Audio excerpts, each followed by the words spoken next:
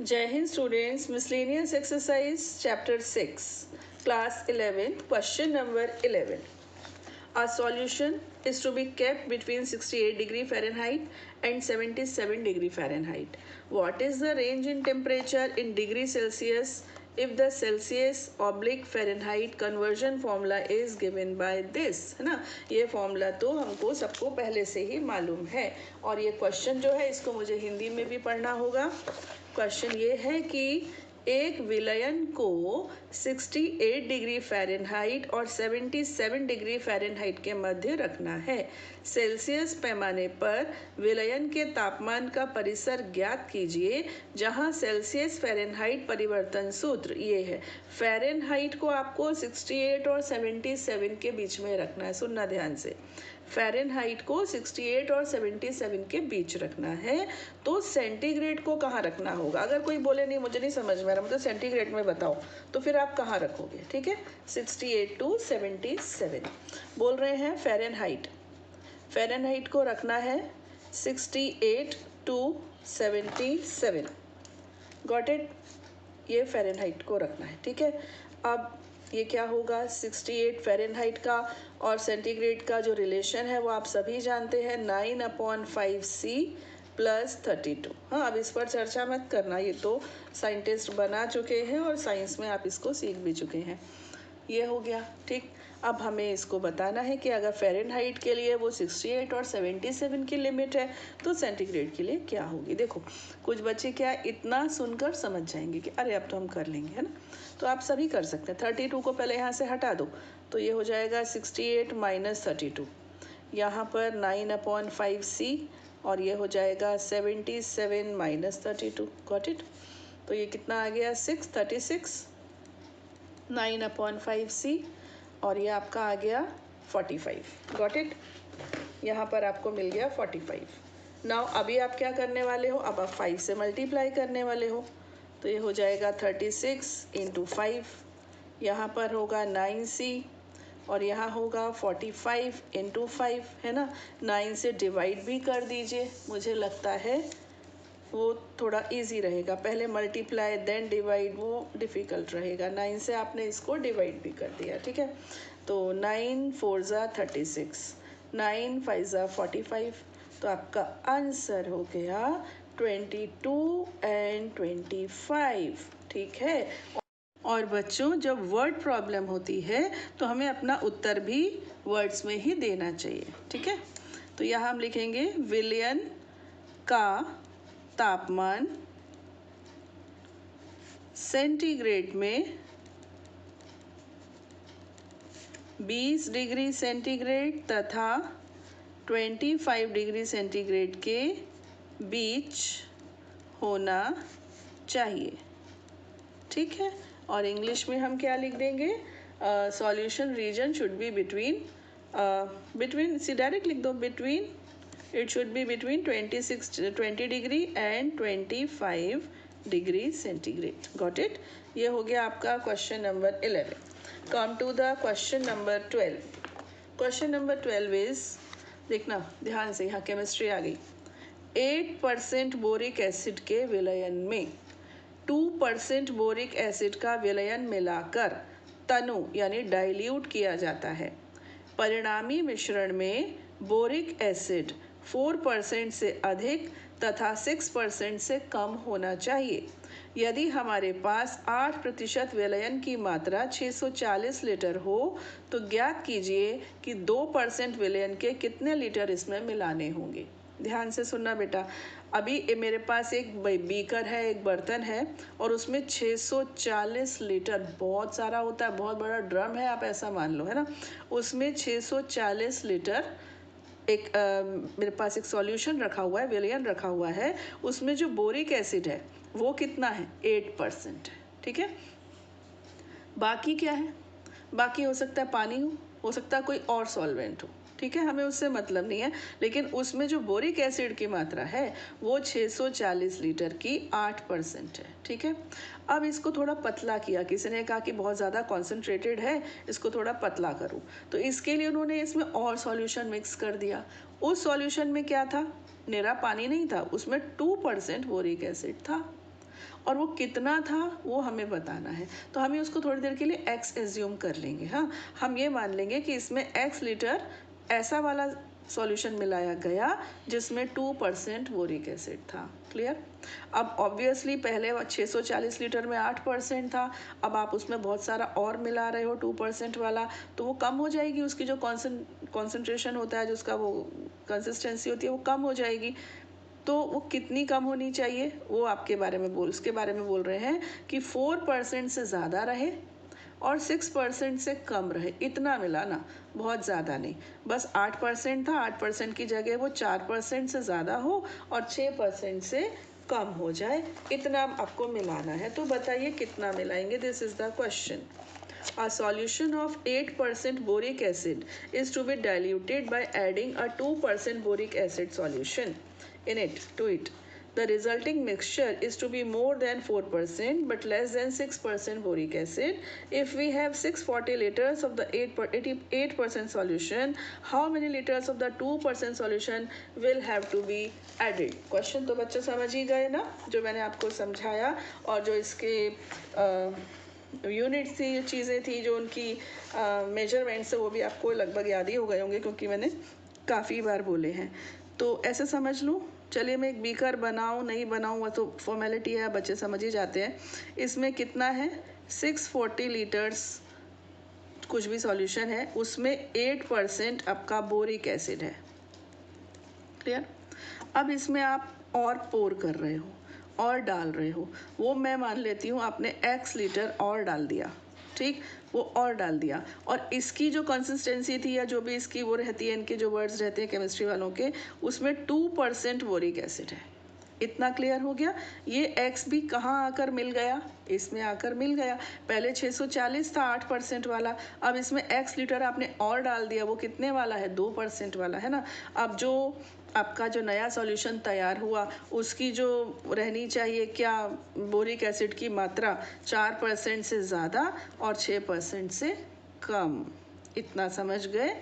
अब देखो, पहले मेरे पास 640 लीटर था, उसमें मैंने x और मिला दिया, ये दोनों मिलकर पूरा अब मेरे इसमें इतना है। जैसे कि 640 यहाँ तक फिल हो रहा था, थोड़ा सा मैंने और मिला दिया तो ये पूरा 640 प्लस x हो गया। ठीक है, इसकी जो वो इसमें बोरिक एसिड की मात्रा है वो 4% होनी चाहिए, तो इसका 4%। ठीक, और इधर क्या है? मेरे पास 640 लीटर जो है वो 8% वाला है, प्लस x लीटर मैं मिला रही हूँ 2% वाला।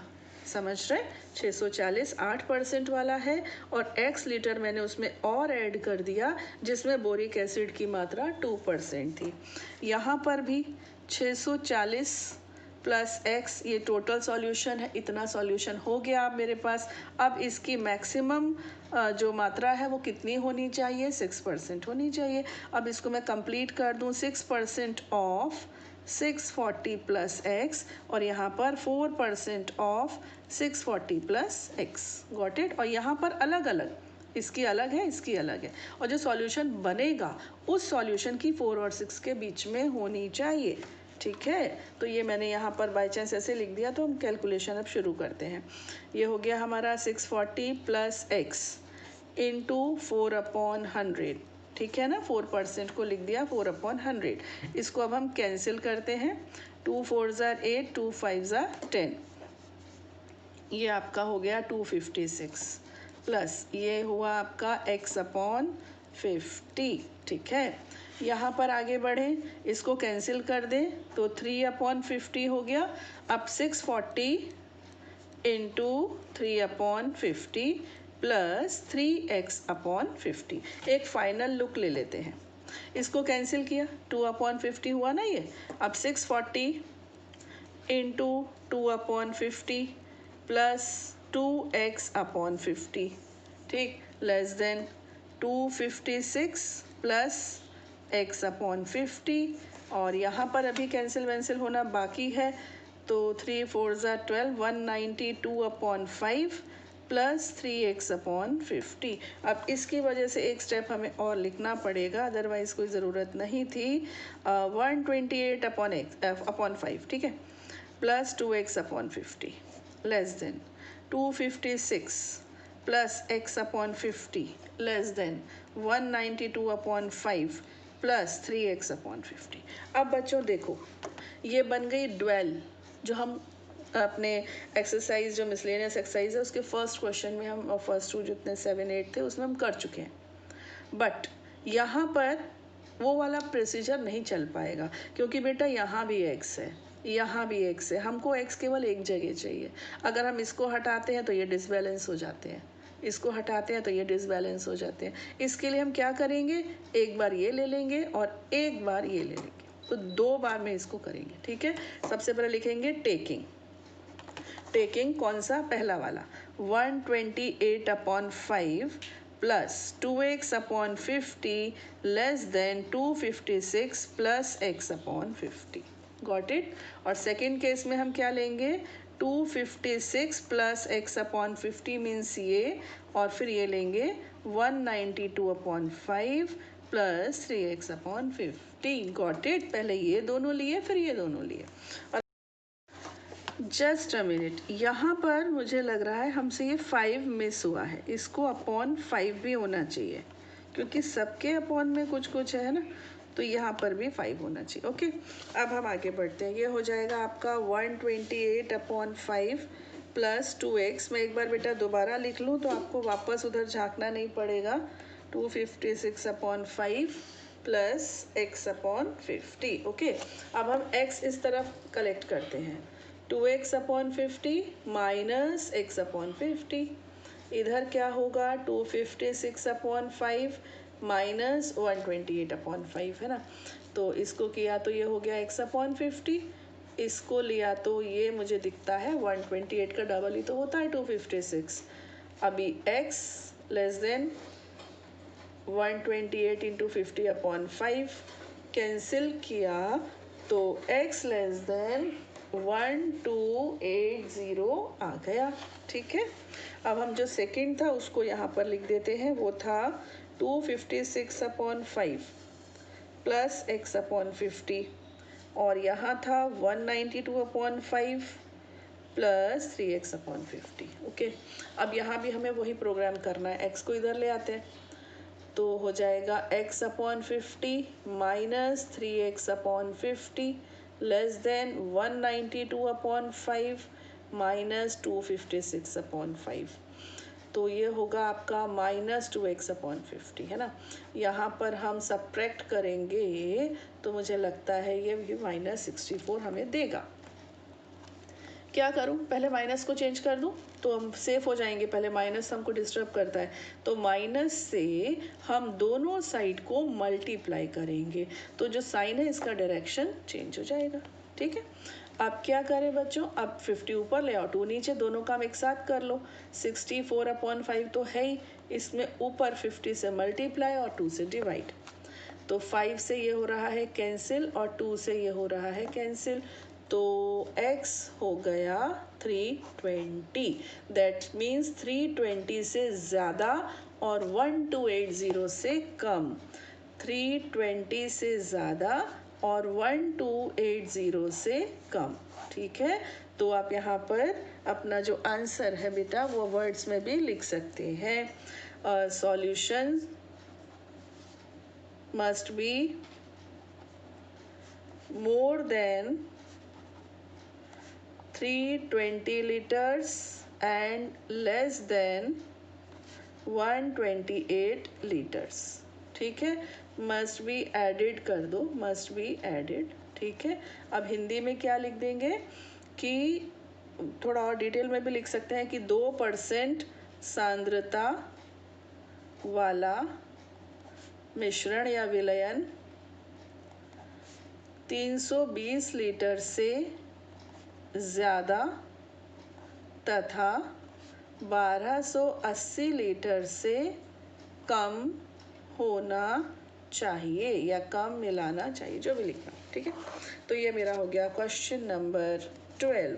इसी से मिलता जुलता क्वेश्चन नंबर 13, 45 डिग्री अम्ल के 1125 लीटर विलयन में कितना पानी मिलाया जाए कि परिणामी मिश्रण में अम्ल 25% से अधिक परंतु 30% से कम हो जाए। तो देख लो, है वही, बस थोड़ा सा इसमें चेंज है कि उसमें भी एक विलयन मिलाया था जिसमें एसिड था, और इसमें क्या मिलाया है, इसमें सिर्फ पानी मिलाया है। पानी में कितना एसिड होता है, नहीं होता है, 0 होता है। How many liters of water will have to be added to 1125 liters of the 45% solution of acid so that the resulting mixture will contain more than 25% but less than 30% acid content। अभी आप देखो, ध्यान से देखो, बहुत simple है ये। Again मैं एक बीकर बना देती हूँ, एक टैंक बना देती हूँ। बीकर तो छोटी चीज़ हो गई, 1125 लीटर है बाबा, तो वो कोई टैंक ही होगा, है ना। इतना सारा सॉल्यूशन है और इसकी जो कंसिस्टेंसी है वो है 45%। इसमें 45% एसिड है, ठीक। इसमें मिला रहे हो आप वाटर, और वाटर को कितना ले लिया आपने, x लीटर्स। अब जो नया सॉल्यूशन बनकर तैयार हुआ वो कितना है, 1125 प्लस x, है ना, इतना ही तो है। अब जो नया आया, बेटा आपने पानी मिला दिया तो उसकी जो एसिड का परसेंटेज है वो थोड़ा डाइल्यूट नहीं हो गया, ये कम हो जाएगा ना। लेकिन कह रहे हैं वो इतना कम नहीं करना, बस इतना करना है कि 25 से ज़्यादा रहे, 25% से ज़्यादा रहे और 30% से कम रहे, इतना वो आपसे मांगते हैं, ठीक। चलिए अभी बिल्कुल पिछले क्वेश्चन की तरह हम इसको करेंगे। हम यहाँ लिखेंगे 25 अपॉन 100 इंटू 1125 प्लस x, ठीक। और यहाँ पर बेटा, यहाँ पर जो आपका 1125 है उसकी तो कंसिस्टेंसी या जो भी बोला जाएगा उसमें तो 45% आपका एसिड है, ठीक है। अब आपने उसमें क्या जोड़ दिया, x लीटर्स पानी डाल दिया। इसमें कितने परसेंट है, 0%, ठीक है। आप चाहो तो वर्ड्स में लिख सकते हो, वाटर हैज़ 0% एसिड, ठीक है ना। पानी में 0% अम्ल होता है, अम्ल है, अभी तो हम है लिख देते हैं, ठीक। तो ये पानी का 0% हो गया। यहाँ पर 1125 प्लस x और इसका अब क्या 30% हो गया। अब मैं नहीं भी करूँ तो आप कर सकते हो। तो इसको कैंसिल किया, 25 4 ज़ार 100, तो ये हो गया 1125 upon 4 plus x upon 4। Got it. यहाँ पर मुझे लगता है 5 से कैंसिल करूँ मैं तो 5 9 ज़ा 45, 5 2 ज़ा 10, ये 0। फिर से 5 से किया तो 5 2 ज़ा 10, 5 2 ज़ा 10, 5 5 ज़ा 25, 5 4 ज़ा 20। अभी मैं इस 4 को भूलूंगी नहीं। 9 5 ज़ा 45, 4 9 2 ज़ा 18 एंड 2 मुझे लगता है 2025 आएगा अपॉन 4 प्लस यहाँ पर तो 0 फालतू में लगाया मैंने प्लस, अब लगा दिया तो लगा दिया प्लस 0, ठीक है। यहाँ पर इसको कैंसिल किया, कितना हुआ 3/10 हुआ ना, तो 1125 into 3/10 plus 3x upon 10। Got it.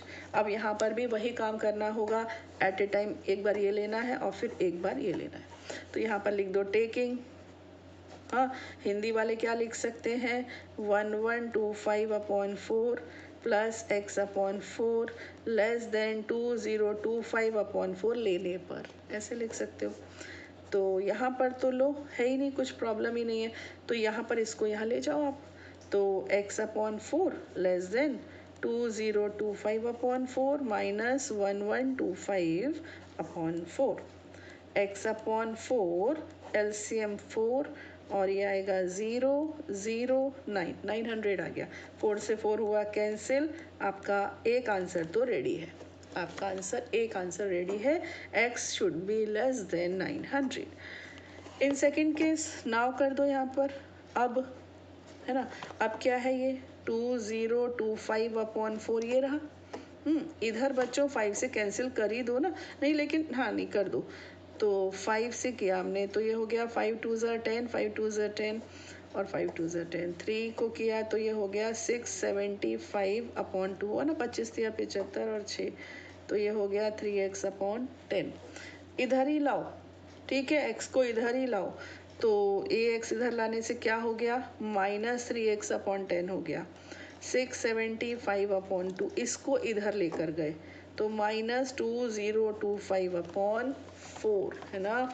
आपको किसी और तरह से करना है तो आप कर सकते हो, आप आज़ाद हो।